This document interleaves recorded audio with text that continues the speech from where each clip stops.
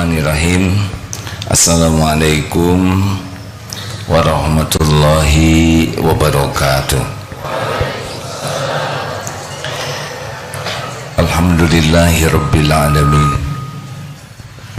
Alhamdulillahilladzi anzala sakinah fi qulubil mu'minin liyazdadu imanan ma'a imanihim. Allahumma salli ala sayyidina Muhammad wa ala alihi wa ashabihi ajma'in.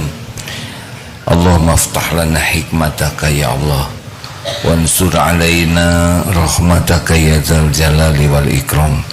Allahumma a'inna ala dzikrik wa syukrik wa husni ibadatik. Allahumma inna nas'aluka ilman nafi'an wa rizqan thayyiban wa amalan mutaqabbalan. Ya Allah, karuniakan kepada kami ilmu yang manfaat, ilmu yang membuat hati kami semakin yakin padamu, yang membuat hidup kami semakin istiqomah di jalanmu. Lindungi majelis ini dari niat yang salah, dari ilmu yang tidak manfaat, dari amal yang tidak engkau terima. Amin ya Allah ya Rabbal alamin. Sallallahu alaihi wasallam.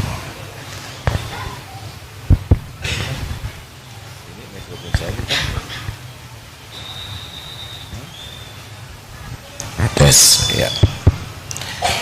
Mari kita lanjutkan kajian kita.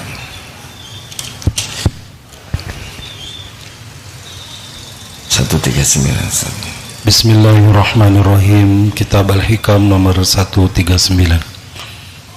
Ma sya'nu wujudut talabi innama sya'nu an turziqa husnal adabi. Bukannya tujuan utama itu hanya sekedar minta atau berdoa, tetapi tujuan utama ialah jika engkau mengetahui adab atau tata krama terhadap Allah. Mattalaba laka syai'un mislul idtirari wala asra'a bil mawahibi ilaika mislud dillati wal iqtiqari.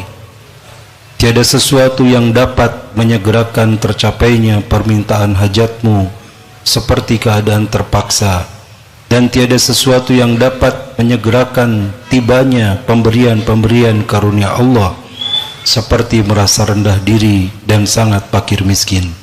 Allah Subhanahu wa taala berfirman, "Amma yujibul muttarra idza da'a." Siapakah yang dapat memperkenankan atau mengabulkan doa orang yang terpaksa bila berdoa meminta kepadanya? Surat An-Naml ayat 62.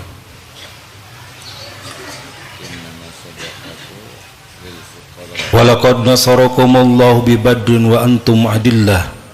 Sungguh Allah telah membantu kamu, memenangkan kamu dalam perang Badar ketika kamu dalam keadaan hina dan rendah diri. Surat lain dalam surat At-Taubah, innamas sadaqatu lil fuqara. Sesungguhnya sedekah pemberian itu hanya untuk orang-orang yang benar-benar fakir dan miskin. Hadirin, sebetulnya doa itu tidak berarti memberitahu Allah tentang keadaan kita, karena Allah sudah tahu keadaan kita, lebih tahu daripada kita sendiri.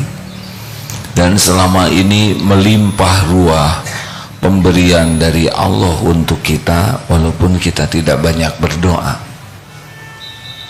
Kita tidak minta jantung berdetak, kita tidak minta nafas, kita tidak minta rambut tumbuh, kita tidak minta begitu banyak keperluan kita yang tidak kita minta dan Allah cukupi.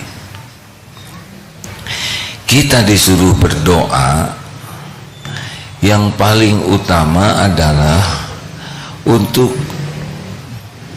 memperjelas pada diri kita posisi kita. Kita itu hamba, Allah itu Tuhan kita. Jadi doa itu ad-du'a huwal ibadah. Doa itu ibadah.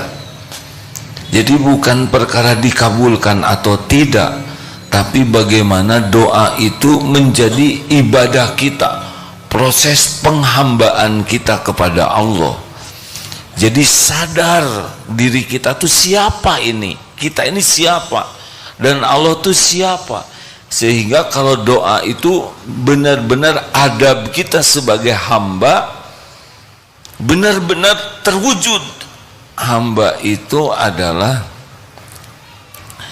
yang tidak ada daya, tidak ada kekuatan.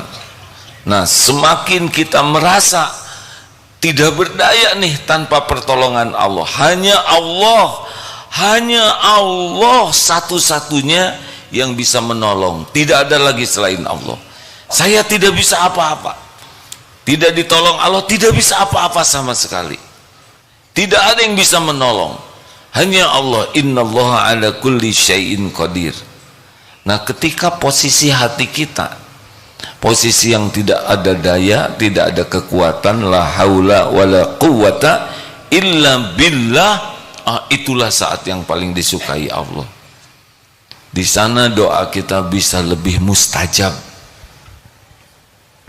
Tapi ketika kita doa dan kita merasa bahwa kita tuh mampu, atau ada selain Allah yang bisa menolong kita, atau ilmu kita, saya udah tahu nih, saya sudah berpengalaman nih, oh teman-teman bisa bantu saya, dan itu di hati itu merasa ada yang bisa menolong selain Allah, itu jadi tidak bulat keyakinan kita, la haula wala quwata illa billah. Termasuk ikhtiar. Saya sudah sungguh-sungguh bekerja, saya sudah tahajud, saya sudah saum. Apa ini? Kenapa harus kita sampaikan?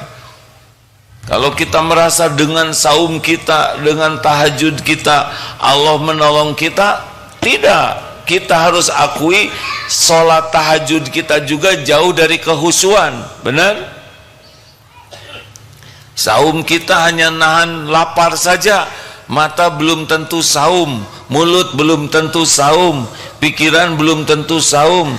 Jadi kita tidak boleh mengandalkan amal kita sekalipun. Amal itu adalah ibadah saja. Harus tidak ada di hati kita yang bisa menolong selain Allah. Tidak bisa. Bahkan kita berbuat baik pun tidak bisa kalau Allah tidak nolong. Kita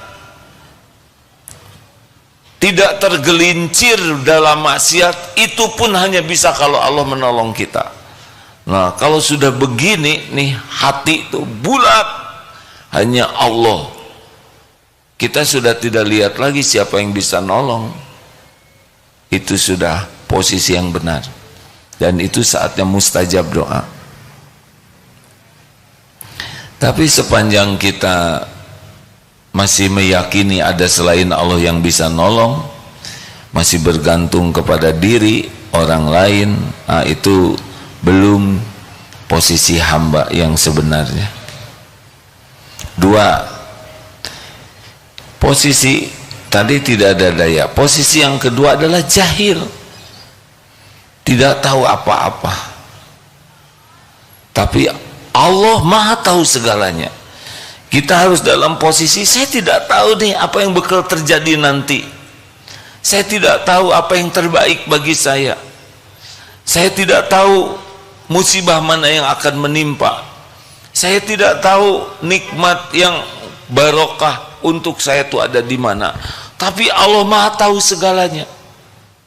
Akibat posisi merasa tidak tahu dan Allah yang Maha tahu, jadinya selalu minta diberi tahu oleh Allah, diberi petunjuk. Ini posisi yang diinginkan dari doa.